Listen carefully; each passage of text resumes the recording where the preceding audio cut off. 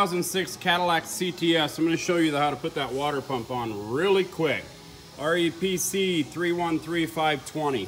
So we're just going to pull off this breather first. There's a flathead screwdriver here and a flathead screwdriver here. You know, it sits down inside just like that.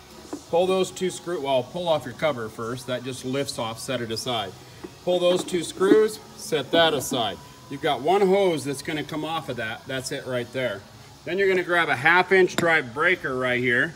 You're going to stick it right into its home on that tensioner, and you're going to shove down and walk the belt off of the alternator. Then just set your belt down. Then you're going to have 4 10mm on this pulley right here. Buzz all 4 of those off. That's on your water pump. Take off that pulley.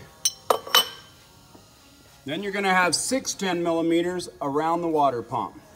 That's going to be these right here. 1, 2, 3, 4, 5, 6. Make sure you get a drip pan underneath there because water is going to come out.